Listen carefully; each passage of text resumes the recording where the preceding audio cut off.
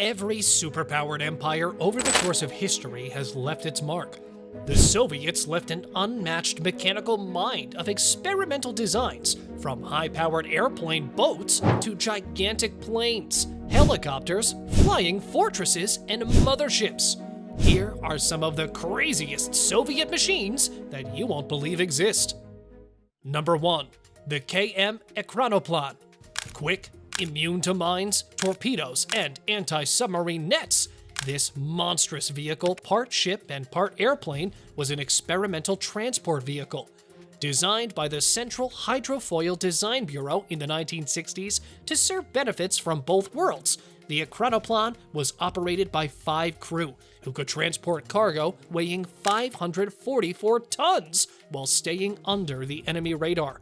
It was based in the Caspian Sea and never entered military service in the Soviet Navy due to the fall of the Soviet Union. Its capability caused a great deal of concern for the CIA after its discovery during the peak of the Cold War, so much that they named it the Caspian Sea Monster. Number 2.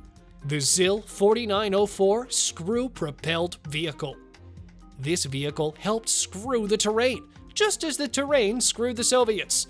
The ZIL 4904 was designed around 1972 by V. Grachev to carry payload from 2.5 to 5 tons through the tricky terrain.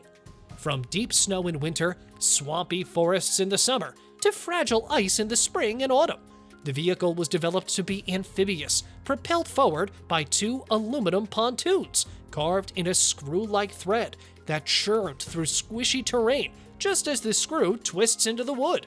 Snow or swamps, nothing could stop it from plowing through at running speed. But they couldn't move through concrete areas, and since it was quite high profile, its use was rendered to be quite limited. Without much of the vehicle, the Soviets retired the ZIL 4904s, although it is still used by the Russian Federal Service for aerospace research and rescue. Number 3. Mil V-12. When it comes to the Soviets, they were the undisputed kings of jumbo vehicles, especially in the skies. For instance, the Mil V-12, by far the largest helicopter ever built. The length of the V-12 from front to back is 37 meters and 67 meters of wingspan from one rotor to the other rotor blade. This behemoth weighs 97 tons, and that's when it's empty.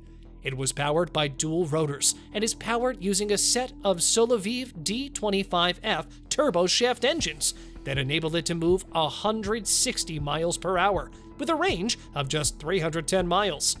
The helicopter is capable and intended to lift major items such as 8K-67, 8K-75, and 8K-82 intercontinental ballistic missiles to move them in remote regions, to hide weighing between 20 to 25 tons. It has a double-decker cockpit for operation that needs a 6-man crew, a pilot, co-pilot, flight engineer, an electrician on the lower deck, and a navigator and radio operator on the upper.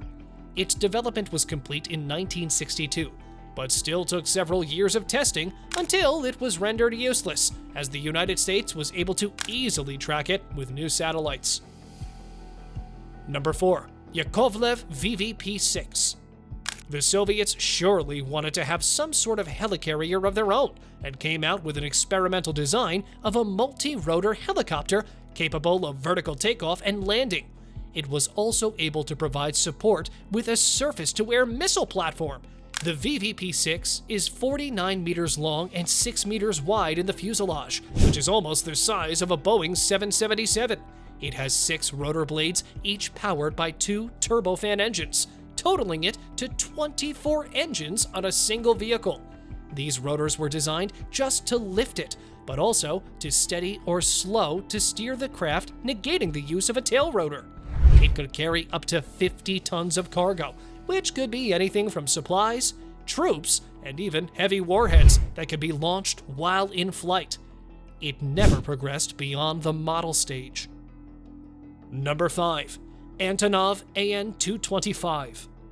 This plane held several records, including heaviest aircraft ever built and largest wingspan of any aircraft in operational service, heavier than the double-deck Airbus A380. Originally designed in the 1980s by the Antonov Design Bureau in the Soviet Union to transport Buran-class orbiters, it was mostly used as a cargo aircraft. The plane was mostly used for commercial operation with Antonov Airlines, capable of carrying a maximum takeoff weight of 640 tons. It is powered by 6 Ivchenko Progress D-18T turbofan engines and landing gear system with 32 wheels.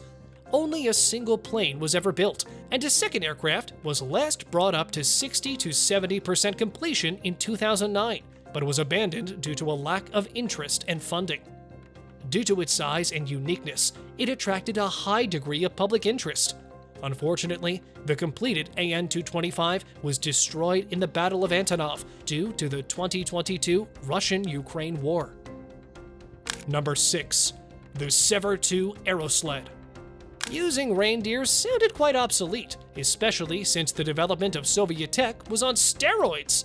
The first prototype built in 1903 to 1905 by Sergei Nezdenovsky was named Aerosani, and it's only in 1909-1910 when it was tested with propelled aircraft engines. An updated version, which also might be the world's funkiest-looking aerosled, was built in 1959, after the Soviet engineers used the engine from a Yak-12 airplane on the back of a Gaz M20 sedan and replaced the wheels with Teflon-coated skis. The Sever-2s were tasked as mail delivery vehicles to villages of the country, isolated in extreme cold towards the north in places such as frozen rivers of Siberia.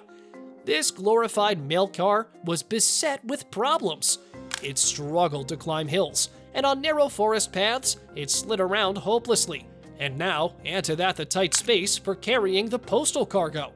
Around 100 Sever-2 aerosleds were built, but only one vehicle remains intact, looking like a duck out of water inside Moscow's Central Air Force Museum. Number 7. Hovercraft Tank. Hovercraft vehicles were first designed by a Soviet engineer, Vladimir Israelyevich Levkov, in the mid-1930s. Based on a theory, he figured out with numerous attempts to perfect the air cushion technology. In 1934, he designed and perfected what you could now say as the first hovercraft in the world, the L-1 hovercraft boat, with an additional high-speed capable L-5 soon to follow. Successive trails opened the doors, not just to a transporter, but a tank. A quarter-scale mock-up model was developed to be 200 millimeters above the sea level, powered by 2 M25 engines, with a horsepower of 1450 and weighing 8.5 tons, allowing it to reach a speed of 74 miles per hour. Considering modern tanks can move 40 to 60 miles per hour, this was a huge breakthrough. The idea was to have a hover tank housing a machine gun turret on the top, along with thick armor plates, but in order for it to hover, the armor weight had to be reduced, having thicknesses to just 10 to 13 millimeters, which made it an easy target for artillery shells. Unfortunately, the Soviet Union collapsed before being put into production, or else this could have cushioned that fall. Number 8. 2B-1 Oka. 2B-1 Oka was a Soviet 420mm self-propelled heavy artillery that was capable of firing huge 280mm atomic shells, or in other words, small nuclear bombs. An experimental model was designed and built by the Kirov plant, completed in 1957. The barrel of this cannon was 20 meters long, allowing it to fire rounds as heavy as 750 kilograms and as far as 45 kilometers. Reloading and arming the artillery was complex, which also affected its rate of fire, with a single round every 5 minutes. The design had serious flaws, such as the recoil of the gun that was so strong that it ripped the gearbox from its mounting. The development was abandoned in 1960, along with the idea of overpowered guns in favor of tactical ballistic missiles. Number 9. The Zvina Project. Now, this was more of a circus thing than a viable military project that included a bomber, specially modified not to hold bombs, but fighter jets. It consisted of a Tupolev TB-1 or a Tupolev TB-3 heavy bomber mothership and 2 to 5 fighters. This helped increase flight duration, as the bombers had a fuel capacity large enough to not just carry the planes into the battle, but also to refuel from the bomber. These motherships were used against targets in Romania at the beginning stages of the German-Soviet War. A same type of mothership was used to carry out an attack at a bridge on the river Dnieper, which was captured by German forces. Number 10. Antonov A-40. If you thought the Soviets were insane with the Zvina project, then you haven't heard of this one. Antonov A-40 Krylia Tonka, also called the A-40T or KT, was a design that Soviets attempted to come up with by having a tank to glide onto a battlefield by being towed on an airplane. Experimental efforts started in the 1930s with the idea to parachute tanks or simply drop them into water. In 1942, Soviet glider designer Oleg Antonov took a step further and created an attachable cradle prototype made of biplane wings, backed by twin tails which could attach onto the hull of the tank. The A-40 would then be towed to a bomber, which would be released so that it would glide into the enemy territory and shed its wings upon landing to fight as a standard tank. The tank did survive the landing, but the project didn't, and it had to be, ironically, dropped in favor of a more conventional weapon system, much to the relief of the tank crew. That's all, folks. You've reached the end of the video. Do share which of these Soviet machines you think was the most insane, or that you've seen in a museum.